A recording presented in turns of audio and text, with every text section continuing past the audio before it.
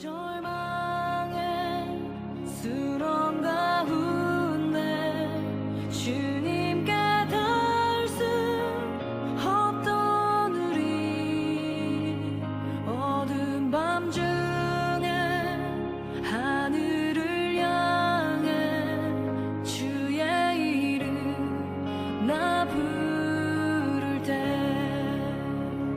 어둠을 뚫고 오신 주 사랑 나의 절망 거두셨네 주님의 공로 다 이루셨네 주 예수 나의 산소망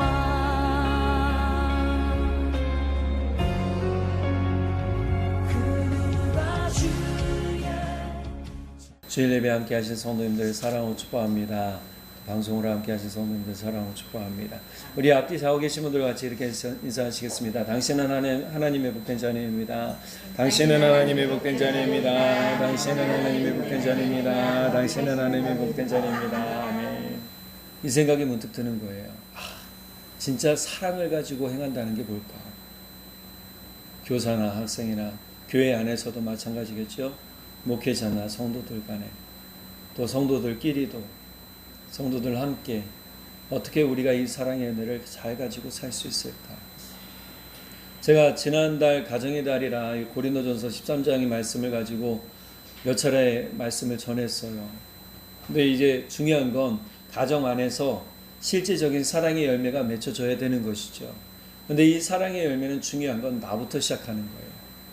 내가 나를 사랑하는 데 있어요. 내가 나를 사랑하지 않으면 자꾸 뭐하게 돼요? 짜증나게 되는 거죠. 내가 나를 이쁘게 봐야 돼요. 이지선이라는 지금 한동대 교수님이 계세요. 그분은 20대 초반에 차를 몰고 가다가 교통사고가 났는데 하필이면 차에서 불이 나면서 전신의 한 60%를 화상을 입었어요. 수술을 몇 차례 했는데 회복된 게 여전히 우리가 생각하기에는 참 보기 힘든 얼굴이다 라고 할 만큼. 그런데 그분은 참 놀라웠던 건 뭐냐면 자기 자신을 사랑하고 있었어요. 하나님이 나를 사랑하신 것 같이 나를 사랑하고 있었더라는 거예요. 그분은 화상을 입으면서 손가락을 마디를 몇 개를 절단을 했어요. 눈도 잘 안 떠져요. 안 감겨요. 안 감기는 거죠. 눈도. 우리 화상 환자들이 화상을 입으면 특징 중에 한 가지가 잘 입술이 안 움직이고 눈이 잘 안 감겨요. 왜냐하면 근육이 이미 당겨져 있기 때문에. 깊은 화상을 입었어요. 그 이지선 자매가 살 수 있었던 이유는 그 오빠가 그 자매를 끄집어냈어요. 불길 가운데. 그래서 그 오빠도 이 손에 화상 자국이 있어요. 생명을 살렸어요. 그럼 이제 우리는 그런 얘기 할 거 아니에요. 차라리 내가 이 고통 속에 살게 할 거면 죽이지, 나를 죽게 하지 왜 살렸냐 이런 얘기 할 거예요. 그런데 그 오빠는 살렸어요. 그리고 함께 기도했어요. 가족이 기도했어요. 마음이 회복되고 삶이 회복되도록 뭐 했냐면 기도했어요. 그러면서 이지선 자매가 믿고 있던 하나님이 경험되어지고 믿고 있던 하나님이 나와 함께 하시고 나를 사랑하신다는 그 은혜 때문에 내가 사랑받고 있다는 그 은혜로 말미암아 당당히 자신을 드러내고 살 수 있었어요. 그래서 지금은 한동대 교수님이에요.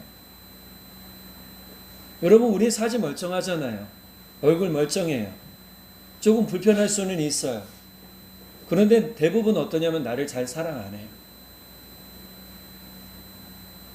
우리가 그분에 비해서 나은 게 훨씬 있잖아요. 근데 그분보다 우리는 더 못하게 살 수도 있다는 거예요.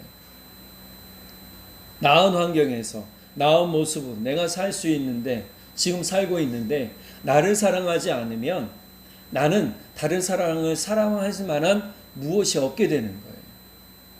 이 당시에 바리새인이나 사두개인, 오늘 본문의 내용은 바리새인과 사두개인들이 끊임없이 예수님을 시험하는 장면에서 나와요. 바리새인들이 예수님 앞에 무엇이 어떤 것이 옳습니까? 이런 이야기를 시작을 해요. 옳다라는 것은 세금을 누구에게 내는 게 마땅한가라는 거예요. 뭐 하나님의 것은 하나님에게, 가이사의 것은 가이사에게. 하나님은, 예수님은 정확하게 이야기하세요. 그럼 우리가 세상에 삶을 살 때에 우리가 하나님 앞에 드릴 예물은 거짓말 없이 드려야 된다는 거예요. 솔직하게 드려야 된다는 거예요. 세상에 내는 세금도 마찬가지라는 거예요. 우리는 어떻게 하면 세금 덜 낼까 생각하잖아요. 목회자도 세금 내는 거 아세요? 목회자도 세금 내요. 네. 제가 낼 세금이 별로 없어서 그렇지, 받는 페이가 없어서 세금을 못 내서 그렇지, 저도 세금 내고 싶은 사람 중에 한 사람이에요. 근데 세금을 낸다는 건 그만큼 뭐예요? 내 삶이 풍족하다라는 거예요.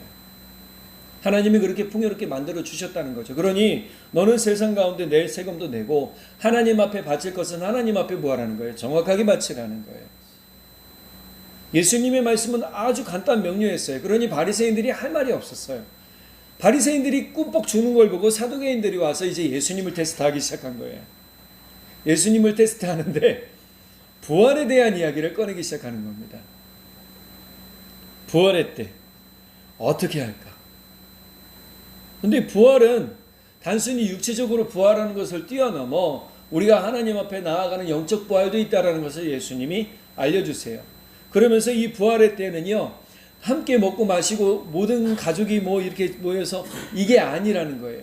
부활의 때는 모든 사람이 하나님의 가족으로 뭉쳐 있다는 것을 알려주세요.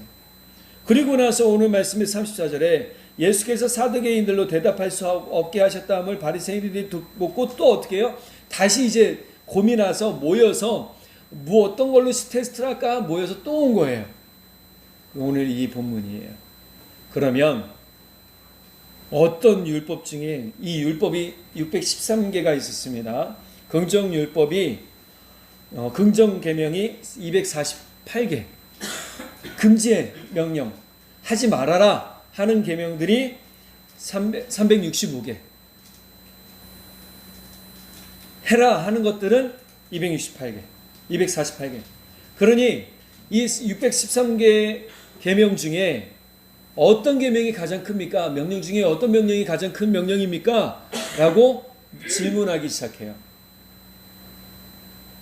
아마 이 가장 어려운 문제일 거예요. 무엇이 가장 크냐? 근데 예수님은 함축적으로 딱 얘기하세요.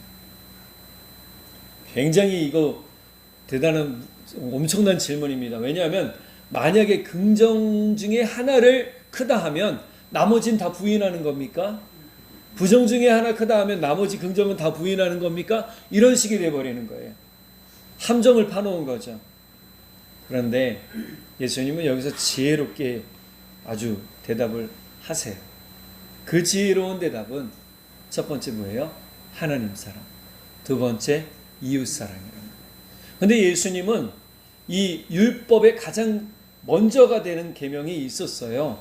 그것이 뭐냐면 바로 우리에게 주신 십계명이에요. 그래서 이 첫 번째부터 1계명부터 4계명까지는 하나님 사랑, 5계명부터 10계명까지는 이웃 사랑이 돼요. 예수님은 아주 분명하게 말씀해 주세요. 그러면 이 사랑은 무엇이냐? 헌신이에요. 그래서 오늘 제목이 사랑의 헌신, 그 중요한 계명입니다. 여러분, 우리가 사랑을 한다고 하면 조건적으로 따지면서 사랑하는 건 진짜 사랑이 아니다라고 했잖아요. 이거를 하면 내가 사랑하는 사람이 되고, 이걸 하면 사랑을 증거하는 것이 되고. 만약에 가정 안에서 남편이 밥을 안 해주는 사람이에요. 근데 밥을 어느 날 부인이 얘기를 하는 거죠. 테스트를 해보는 거예요. 여보, 오늘 밥 좀 해봐요. 그럼 당신이 나를 사랑하는 것으로 알고 있을게요. 그러면 그건 뭐예요?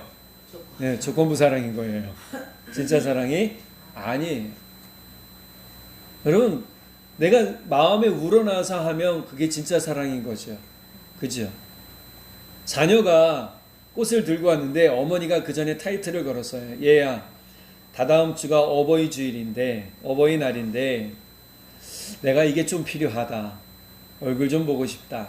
이것 좀 들고 오겠니? 그러면 이건 뭐예요? 조건부적인 어버이날을 엎드려 절받기로 하는 거예요.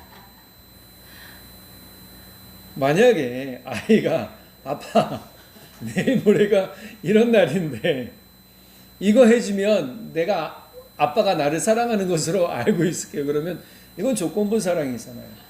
근데 이런 날이 아니더라도 계명을 지켜감으로 이게 하나님을 사랑하는 증거로 삼는다는 건 굉장히 어설픈 사랑을 하고 있다라는 거예요. 이 당시 바리새인이나 사두개인들이 바로 이랬다라는 거예요. 그런데 오늘 여기에 나온 사람들은 누구냐면 율법사예요. 율법사, 율법교사. 그러니까 율법을 가르치는 사람이라고 얘기할 수 있어요. 이 사람들은 율법에 매여 살았단 말이에요. 율법에 자기 몸을 묶고 살았어요. 이게 하나님을 사랑하는 방법이라고 생각했단 말이에요. 이렇게 하면 하나님이 나를 사랑하시고, 이렇게 하면 하나님이 나를 지켜주시고, 이렇게 하면 하나님이 나에게 복 주시고, 이렇게 생각하며 살았더라는 거예요. 그런데 그게 아니에요. 제일 먼저 뭐냐면 하나님을 사랑하는 거예요. 그게 뭐냐면 들으라 라는 쉐마의 신명기 6장 5절의 말씀을 인용한 거예요. 너의 마음을 다하고 목숨을 다하고 뜻을 다하여 주 너의 하나님을 사랑하라. 여기서 사랑하라라는 건요, 감정적으로 의존하는 것이나 우정으로 나타내는 그런 것들이 아니라 의지적 결단과 헌신을 근거로 한 사랑이에요. 어떤 조건부적인 것이 아니에요. 하나님이 나를 사랑하셨기 때문에 내가 하나님 사랑하는 게 아니라 하나님 그 존재 자체를 내가 사랑하는 거예요. 아이들이 부모님 사랑할 때 나를 낳아주셔서 사랑했다라고 얘기해요? 아니에요. 아이들이 대부분 사랑해요라고 할 때 엄마, 아빠 그냥 사랑해요라고 하지. 엄마, 아빠가 나에게 이런 존재여서 사랑해요라고 말하지 않아요. 이렇게 말하는 아이들 보셨어요? 여러분, 그러면 큰일 난 겁니다. 쉐마라는 건 단순히 들으라라고 하는 것이 아니라 듣고 실천하라는 거예요. 너는 마음을 다해, 목숨을 다해, 뜻을 다해 주 너의 하나님을 사랑하라. 그런데 요한복음에 보면 하나님이 예배하는 자를 찾으시는데 어떠한 사람들을 찾으시는가? 신령과 진정으로 예배하는 자를 찾으신다라고 하시는 거예요. 이게 뭐예요? 하나님을 진정으로 사랑하는 자를 찾으신다라는 거예요. 그러니 우리는 진짜 하나님을 내가 사랑하고 있는가를 생각해 봐야 되는 겁니다. 우리는 조건부적으로 내가 이렇게 하나님 사랑해야지, 이렇게 하면 하나님이 나를 사랑해 주실 거야, 이렇게 하면 교회 봉사하면, 열심히 순종하면, 열심히 헌신하면, 열심히 내 걸 내어드리면, 이게 우선순위가 아니에요. 가장 우선순위 지금 예수님께서 말씀하시는 건 뭐냐 하면 하나님을 사랑하는 거예요. 그럼 이 질문이 끊임없이 우리에게 매일매일 올라와야 돼요. 뭐냐면 나는 오늘도 하나님 사랑하는가? 나는 오늘도 예수님을 사랑하는가? 우리 삶에서 기분 좋을 때만 엄마 아빠 찾는 게 아니라 내 마음이 낙심되고 힘들고 어렵고 괴로워도 하나님 사랑합니다 라고 말할 수 있는 마음이 있어야 된다는 거예요. 그게 진짜 사랑이라는 거예요. 그럼 예수님은 이 사랑에 대해서 아까 마음과 뭐라고 그래요? 뜻과 또 뭐예요? 목숨을 다해, 이 세 가지를 이야기하셨잖아요. 그러면 이 세 가지 뜻을 무엇일까요? 마음을 다한다는 건요, 진정한 의지를 강조하는 거예요. 인격의 중심, 또 의지의 자리에서 하나님을 내 삶의 주인으로 모시는 거예요. 질문 드릴게요. 지금 우리 성도님들의 삶의 마음 중심은 하나님이십니까? 하나님이 되시기를 간절히 바랍니다. 목사가 아니에요, 목사가. 여러분, 마음을 다한다는 것은 그래서 중요한 거예요. 외식이 아닌, 외적으로 보여지기 위해서가 아닌 진정한 의지로 하나님을 사랑하는 거예요. 단순히 요식행위가 아니라 진심으로 사랑해서 내가 그분 때문에 울기도 하고 기뻐하기도 하며, 이 하나님의 은혜가, 하나님의 그 존재가 나에게 너무나 귀해서 내가 감격하는 삶을 살고 있는 것, 그것이 하나님이 내 마음 중심에 있을 때 일어나는 일들이라는 겁니다. 두 번째 뭐라고 그럽니까? 목숨을 다하여 라고 얘기를 해요. 목숨은 히브리어로 네피시라고 합니다. 즉 육체적 생명을 뜻해요. 이는 적당히 하는 것이 아니라 우리 믿음 생활하고 신앙 생활하는 걸 적당히 하는 게 아니라 목숨 걸고 하는 거예요. 이 당시 실제로 초대교회 성도들은요, 목숨 걸고 예수님 믿었어요. 중세 시대도 마찬가지예요. 진짜 진리를 알고 종교개혁을 일으킨 마틴 루터 같은 경우나 칼뱅 같은 경우도 목숨 걸고 종교개혁했어요.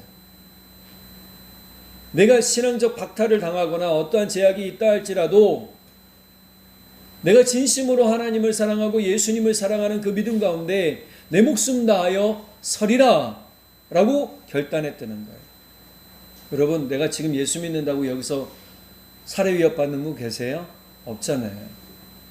그런데 그래서 우리는 조금 게을러져요.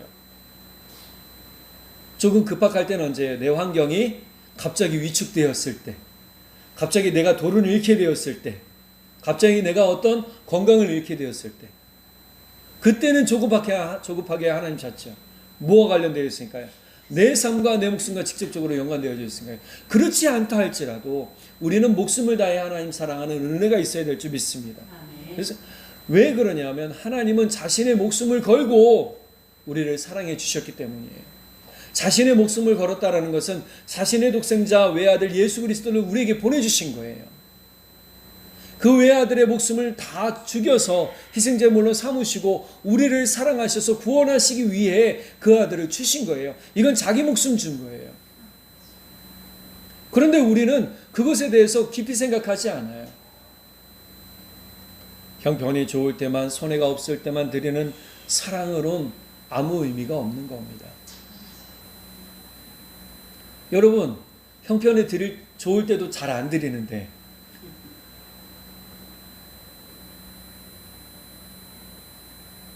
제가 이 말씀하는 건 진짜 내 목숨의 경각이라는 건 하나님이 나의 생명을 살리시는 은혜 가운데 내가 있다는 것을 기억하며 감사하며 사는 거예요. 그래서 우리는 내 목숨을 다할 수 있는 거예요. 자녀를 위해 자기 몸을 희생하는 부모처럼 하나님이 우리 자녀인 우리를 사랑하셔서 자신을 희생하신 그 은혜를 우리가 깊이 생각할 때 우리는 우리의 목숨이 아깝지 않은 거예요. 그래서 사도들 뿐만이 아니라 우리 믿음의 선배들도 복음을 전하며 예수를 전할 때 자신의 목숨을 아끼지 않으셨어요. 여러분, 우리가 힘들 때만 주님께 내 목숨 다하겠습니다라고 말하지 마시고 평안하고 주님께서 내게 은혜 주셨을 때도 내 목숨 다하겠습니다라는 결단에 그 기도가 있고 감사가 있고 고백이 있기를 간절히 바랍니다. 아멘. 세 번째로 뭐라고 그럽니까? 뜻을 다하여 라고 그럽니다. 뜻이라는 말은요, 지적 능력과 이성을 가르쳐요. 그래서 맹목적인 것이 아니라 분명한 이해와 통찰력을 가지고 하나님을 아는 거예요. 여러분, 우리가 말씀 가운데 보면 하나님을 알아가자라는 말씀이 있어요. 하나님을 알고 예수님을 알고, 근데 그 아는 것이 어디에 안에 있어요? 사랑 안에 있어요. 하나님의 사랑 안에 머물 때 하나님을 알아요. 예수님의 사랑 안에 머물 때 예수님을 알아요. 그래서 우리가 그 사랑 안에 머물지 않으면 하나님을 알지도 못하고 예수님을 알지도 못하는 거예요. 그래서 그 사랑 안에 머무는 사람마다 하나님을 알고 예수님을 안다라고 분명하게 이야기한단 말이에요. 근데 여기서 안다라는 의미는 무엇이냐? 이해하고 그분이 어떤 분인지를 내가 깨달아가는 거예요. 그래서 뜻이라는 말은 단순히 우리가 지식적으로 이해하는 것을 뛰어넘어서 말씀을 통해 하나님의 사랑 가운데 그 하나님이 내게 말씀하시고 내게 보여주시고 내게 경험케 하신 그 은혜를 통해 하나님이 나에게 어떤 존재인가 어떤 분이신가를 알아가는 거예요. 이게 통찰력인 겁니다. 이게 영적 통찰력인 거예요. 영적 통찰력을 우리는 대부분 어떻게 생각을 하냐면 사람의 마음을 이해하는 뭐 독해술이나 이렇게 생각하는데 그게 아니에요. 그래서 이 통찰력을 가지고 어떻게 해요? 그분이 어떤 분인지를 알아가고 이해하고 확신하면서 사랑하는 거예요. 이게 전인적 또 전인격적으로 헌신하며 사랑하는 방법이라는 거예요. 그런데 또 다른 말씀, 신명기 원문에는 뭐가 포함되어 있냐면 힘이라는 단어가 포함이 되어 있어요. 그래서 누가복음 12장 30절에는 마음, 목숨, 뜻, 힘이 다 포함이 돼요. 그러니까 내 힘이라는 것은 나의 모든 전심을 다하여 전력을 다하여 하나님을 사랑하라 라고 얘기를 하는 거죠. 우리의 다하다라는 의미를 잘 생각한다면 결국 나의 마음, 나의 목숨, 나의 뜻, 나의 힘 이것을 가지고 어떻게 해요? 전심전력하여 달려가는 모습으로 하나님을 사랑하는 거예요. 아이를 이제 하교하는 아이를 맞으러 가는 부모들을 제가 가끔 보거든요. 그럼 아이들이 엄마 아빠 보면 느긋하게 뒷짐지고 걸어 나오는 아이들이 없어요. 이런 아이들 보셨어요? 없어요. 이제 할머니들 되시면 손주들 데리러 학교 가실 텐데 그때 되면 알게 돼요. 뭐가 있냐면 딱 보면 엄마 아빠 딱 보는 순간 저기 한 20m 30m 중에 친구와 얘기하다가 엄마 아빠 누구야 딱 들리면 고개 딱 들고 그 다음부터 안녕 그러고 열심히 달려와요. 내 힘을 다해 중간에 그러다 넘어지는 아이도 가끔 있는데 다 해서 무거운 가방 메고 막 달려와요. 엄마 아빠 착 앉죠. 할머니 할아버지 착 앉죠. 여러분 우리가 하나님을 향해 달려가는데 그분의 음성이 들려지는데도 불구하고 우린 뒷짐지고 조금만 기다려보세요. 내가 이때쯤 되면 가겠지요. 이때쯤 되면 내가 엄마 아빠 앞에 가겠죠. 여러분 이런 믿음으로 살지 마시기 바랍니다. 그렇게 살아서도 안 됩니다. 하나님 부르실 때 우리는 하나님을 향하여 전심전력을 다하여 달려가는 은혜의 모습이 우리 가운데 있어야 될 줄 믿습니다. 예수님은 이것을 뭐라고 그랬냐면 크고 첫째 되는 계명이라고 말씀하셨어요. 그래서 우리는 예외 없는 전인적 헌신을 하나님 앞에 드려야 되는 겁니다. 여러분 6월달이 우리 어떤 달이죠? 현충달, 호국보훈의 달 이렇게 얘기하잖아요. 자신의 몸 모든 것을 다해 전심전력을 다해 지켜간 분들을 생각하며 우리도 그런 분들처럼 살아가야 된다는 거예요. 감사하면서. 근데 하나님도 자신의 목숨을 다하여 우리를 구원하시기 위해 헌신하신 것처럼 우리도 그러한 삶으로 하나님을 향해 우리 삶에 드리는 헌신이 있어야 될 줄 믿습니다. 이것이 예수님이 말씀하신 첫 번째다. 그래서 우선순위의 근거로 말씀하신 거예요. 어느 게 크고 어느 게 먼저다라고 말씀하지 않으신 거예요. 두 번째 뭐라고 그럽니까? 이웃을 향한 자기 사랑의 확장을 말씀하세요. 오늘 말씀 보면 39절 둘째도 그와 같으니 내 이웃을 내 자신과 같이 사랑하라 하셨으니. 요한일서 4장 20절 21절 같이 한번 읽어볼까요? 시작. 누가 하나님을 사랑한다고 하면서 자기 형제 자매를 미워하면 그는 거짓말쟁이입니다. 보이는 자기 형제 자매를 사랑하지 않는 사람이 보이지 않는 하나님을 사랑할 수 없습니다. 하나님을 사랑하는 사람은 자기 형제 자매도 사랑해야 합니다. 우리는 이 계명을 주님에게서 받았습니다. 아멘. 예수님은 지금 이 말씀 가운데 하나님을 사랑하는 것과 이웃 사랑하는 것은 차등이 있다라고 말하지 않아요. 똑같은 선에서 말씀하세요. 똑같은 선이라는 건 동등한 거예요. 하나님을 사랑하는 사람은 이웃을 사랑하는 게 마땅한 거예요. 즉 이웃을 사랑하는 사람은 하나님을 사랑하는 사람이다라는 게 증명이 되는 겁니다. 그런데 형제를 사랑한다 말하면서도 어떻게 해요? 그 사랑이 보여지지 않으면 이건 하나님을 사랑하는 것이 아니다라고 예수님 지금 말씀하신 거예요. 그래서 사랑은 조건부가 아니에요. 그래서 사랑은 무엇이 증명되어져야 사랑한다라고 말하지 않아요. 하나님을 사랑하는 사람은 필수적으로 이렇게 할 수밖에 없다라는 거예요. 이렇게 하게 된다라는 거예요. 이걸 함으로써 하나님의 사랑이 내가 증명해 보일 거라고 말하지 않아요.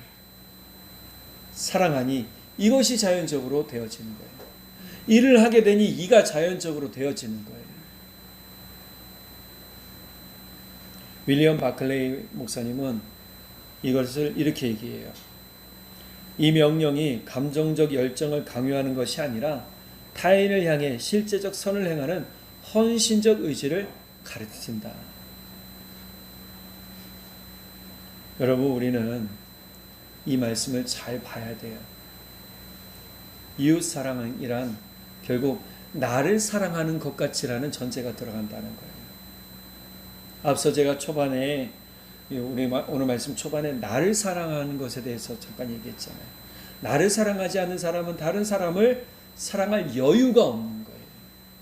나를 사랑하는 사람은 다른 사람을 사랑할 여유가 생겨요. 돌아볼 여유가 생긴다는 거예요. 사실 이 본문은 누가복음 10장 25절 이하부터 나오기 시작해요. 그런데 여기서도 마찬가지예요.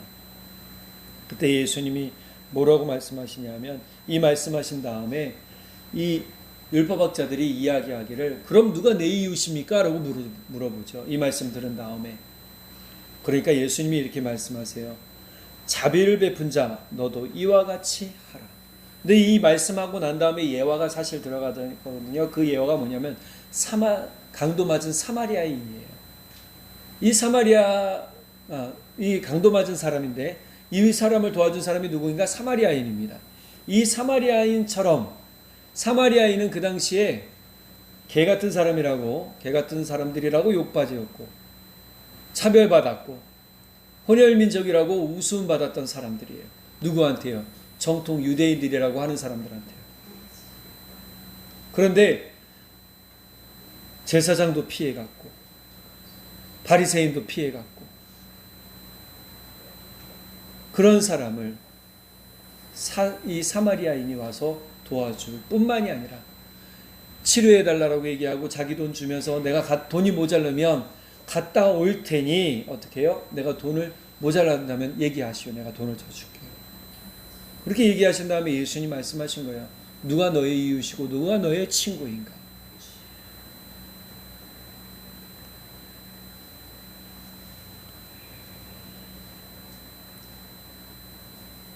예수님은 누가복음에서 딱 한 말씀 하세요. 너희도 이와 같이 하라. 한번 따라해 보겠습니다. 너희도 이와 같이 하라. 사랑해라. 헌신해 줘라. 섬겨 주어라. 이게 지금 예수님이 우리에게 명령하시는 거예요. 계명이란 명령이에요. 명령. 약속 있는 명령이에요. 그러니 하나님을 사랑하는 가장 큰 계명, 이것이 첫째 되는 계명, 그리고 우선순위예요. 두 번째가 뭐라고 그랬어요? 내 이웃을 내 몸처럼 사랑하는 거예요. 사마리아인이 이 강도 맞은 사람을 도와줬을 때 내 몸을 돌보듯 돌보아 달라고 부탁했다라는 거예요. 그러니 우리도 우리 자신을 사랑한다면 다른 어려운 당한 사람들, 마음에 지친 사람들, 우울증이나 혹여나 어려움 당하는 사람들에게 이웃이 되어줄 때에 하나님의 크신 사랑이 그들에게 들어가서 그들과 함께 그들을 변화시킬 줄 믿습니다. 예수님의 결론은 아주 분명해요. 40절 이 두 계명이 온 율법과 선지자의 강령이니라.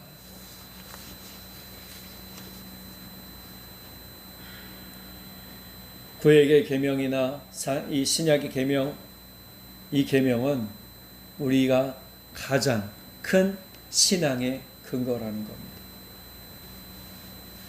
로마서 13장 9절에서 10절에 보면 간음하지 말라, 살인하지 말라, 도둑질하지 말라, 탐내지 말아라.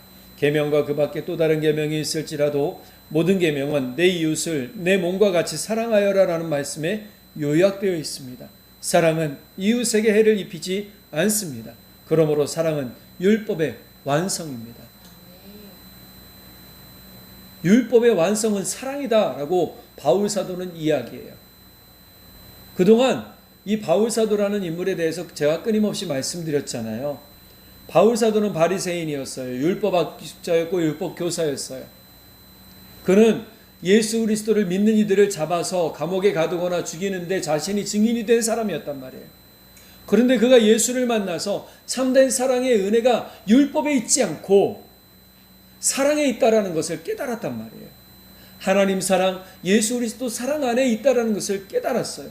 그래서 그 사랑 때문에 바울은 자기를 하나님 앞에 드리기로 결단한 헌신의 삶을 살아요. 여러분, 우리가 믿음 생활한다면 대충 헌신하지 마시기 바랍니다. 사랑하는 만큼 우리는 보여진다라고 하죠. 내가 진짜 하나님을 사랑하는 그만큼 우리가 서로 하나님 앞에 헌신하고 교회를 위해 헌신하고 성도를 위해 헌신하는 은혜가 있기를 예수님의 이름으로 축복합니다. 매튜 헨리 목사님은 이렇게 얘기를 해요. 이 두 계명은 하나님과 인간 사이의 관계, 그리고 인간과 인간 사이의 관계를 동시에 세우는 기둥이다. 이 기둥은 대들보예요. 대들보. 옛날에 대들보는 뭐죠? 집에 처마를 받치고 있는 큰 기둥이란 말이에요. 중심되는 기둥이에요.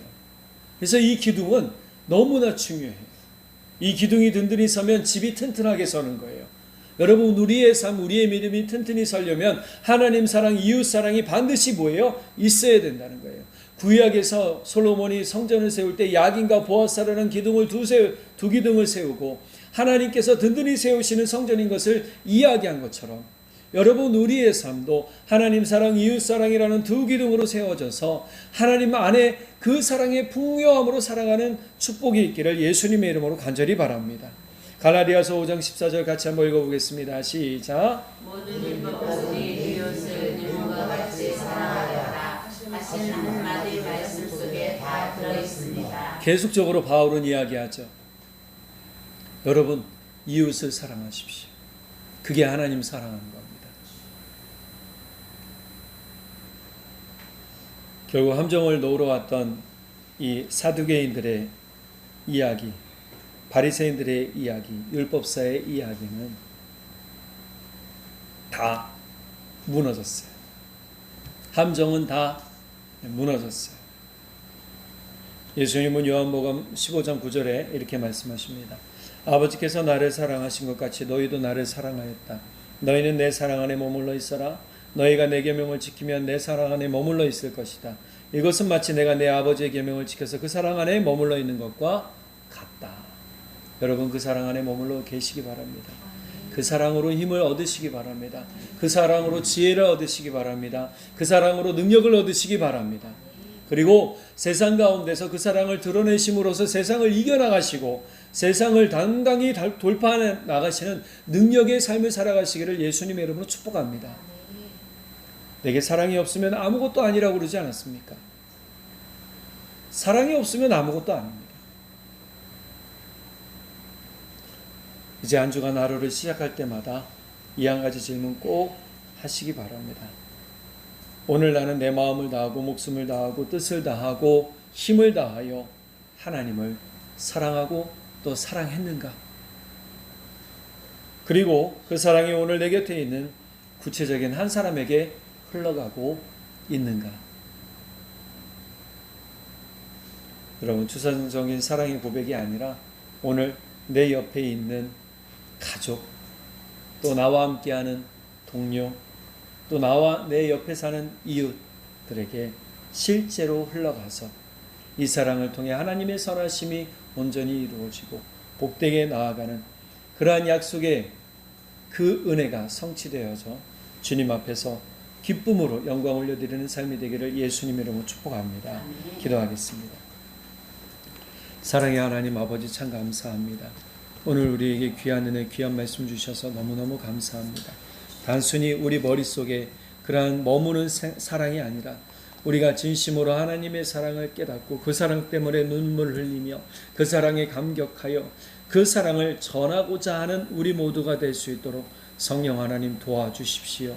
예수님께서 자신을 내어주신 그 헌신의 사랑을 우리가 기억하며 우리도 사랑의 헌신을 하는 이들이 되어 주님 앞에 복의 약속을 받고 복의 약속이 성취되는 그러한 삶들이 되도록 기름 부어주시고 문을 열어 주십시오. 우리의 걸음마다 우리의 편손마다 하나님의 사랑이, 예수님의 사랑이 흘러넘쳐 놀랍도록 변화시켜가는 은혜가 있게 하시고 소망의 열매로 거두게 하실 것을 믿고 감사드리며 우리 주님 예수님의 이름으로 기도드렸습니다. 아멘.